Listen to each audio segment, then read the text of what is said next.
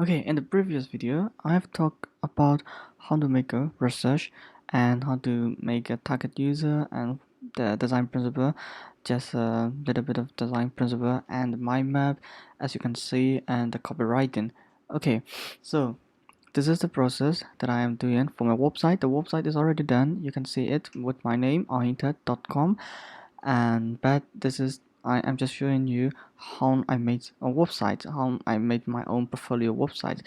So okay, I think you already know how to make a research and why target user is important and why design principles are important and something like that. Okay, and now into the videos I will talk about prototyping.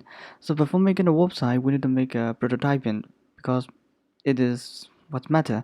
Okay, if you're making a website for your client, it is very important to make a prototyping. And but if your client is like the budget of your client is just $10 to $12, something like that, like in Fiverr, that doesn't make sense to make a prototyping, and that doesn't need to make a prototyping for that kind of client. But if you charges around hundred to thousands of dollars, you definitely need to make a prototyping. Otherwise, the end result may not be good, because there is a little things, the disadvantages of not making a prototyping. Okay, so why we need to make a prototyping? So actually, the website is just in the air. We can't touch the website. We can't see the website unless it already made it. So if you have a conversation with your client, okay, the client we may want, okay, we like the orange color. This is our brand color, and we like to have a modern design and some kinds of animation that is like a modern spirit, okay, modern looking. So okay, that is client may talk about like that. But that is not the solution yet. The client want a modern website. Okay, what kinds of modern website? How much animation do the client need? How much animation do the client want? What kinds of animation will the clients like? What kinds of design? What kinds of layout? And okay, yellow colors, and the client may give you a hex code or some kinds of the color in the logo is our brand color. You can use it. Okay, you can use it. You can choose the correct color, but the client, you don't know what kinds of website does the client wanted specifically, because okay, you skip the part of the prototyping and you made the websites after discussing about with the client. And after doing all the websites, if you're hand coding, that makes more difficult in the situation. But if you're using CMS like WordPress like me, the situation is not that bad. Okay, if you have done the websites and show it to the client told that she or he want, but you don't know what kinds of website that the clients want specifically, and you give the website that is the end result and show it to the client may look, okay, and this is not the kinds of the website I like, this is not the kinds of the design that I want. So as a result, you have to change it, or if you don't change it, the client may not satisfy and you don't get a good review or feedback. So that is not a good solution. Okay, that is why prototyping is important, because website cannot be touched and people cannot know if they have they know what they want. A website, yes, a modern look like website, but that is not specific and they need to see specific. So that's why prototyping is important. And okay, after you have discussed with the client first, and you know the needs, you know what she want, what does she or he want, and you make a website for them.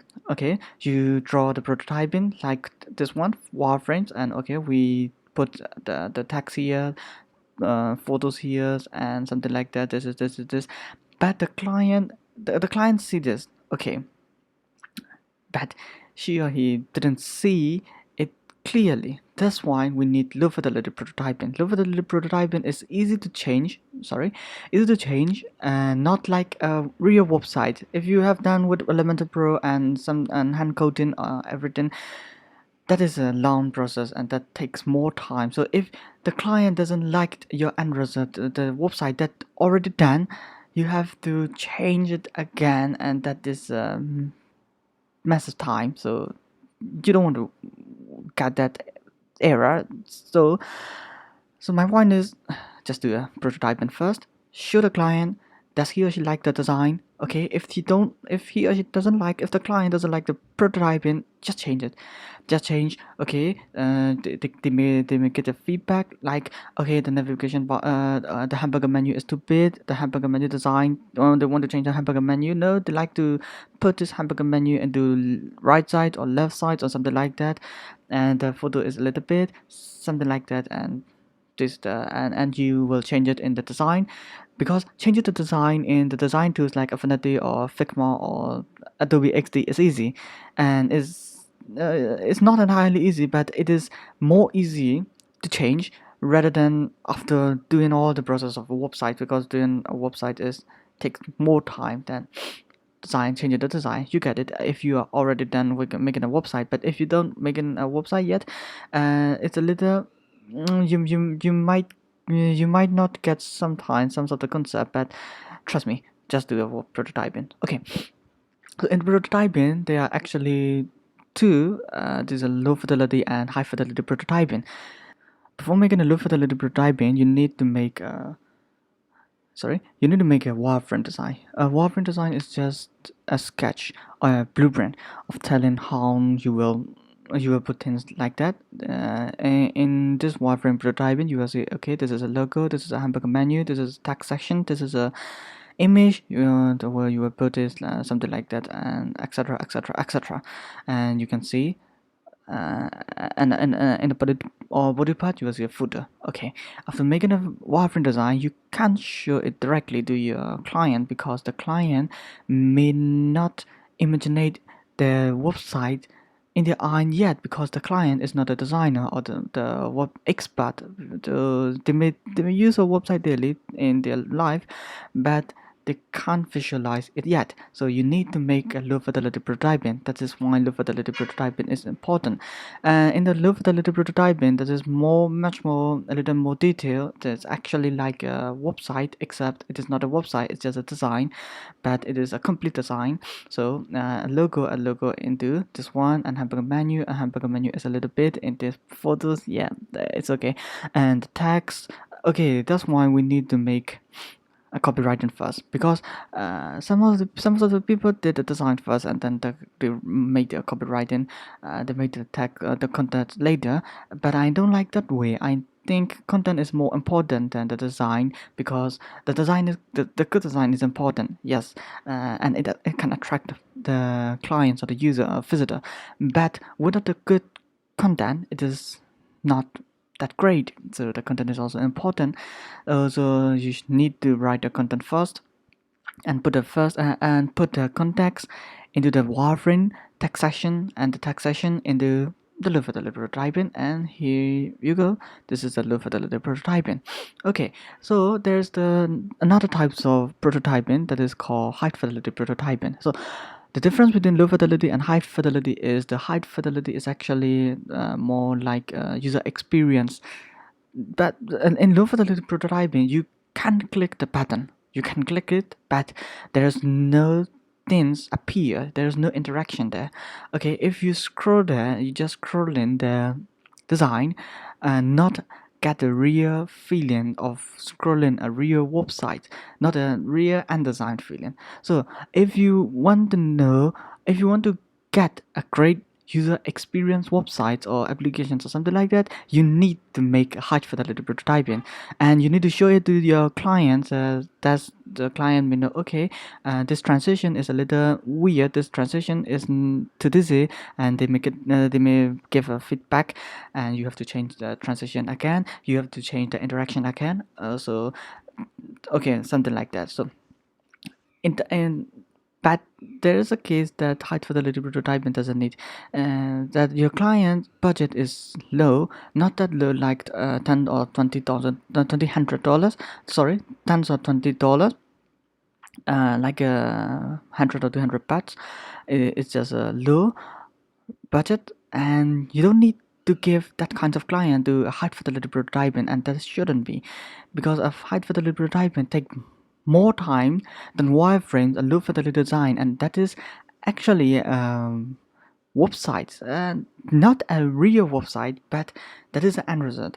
The high fidelity prototyping result is definitely exactly same as a real website, so it may take more time, it may take your energy, and yeah, it is a little hard to do high fidelity prototyping. So I don't always recommend to do high fidelity prototyping unless you have really big budgets of clients, and if you have a big budget of clients, yes, you surely need to make a high fidelity prototyping for their website experience, for the experience of their website. So that is necessary, but that is not always necessary. So but normally you need and you must need to do a wireframe design, yes, and look for the little prototyping before making a real website. That is what matter.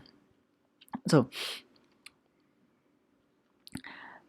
I think you will know the concepts of the prototyping a little bit. I didn't show how to make a prototyping, like how to draw designs and etc. I will make that kinds of videos in next videos, because to make a prototyping you need to know about the tools. In my case, I use Affinity Designer, but in some of the people may use Sigma or something like that. So you need to know the tools. You need to able to use the tools. You need to be able to draw a rectangle or something like that, and then the next step is to draw a prototyping. Before making a prototyping, there is a little step, like a research analyst of the similar system, similar project. So I will talk about them in the next week videos, and I will teach you a little bit about the Affinity Designer, about the tools, and that's you can make how to use these tools that you can use to make it a prototyping in further journey. So I hope you like this video, and please help me to smash the like button and subscribe if you like to see this kinds of content anymore. I mean, content more. So goodbye and see you next week.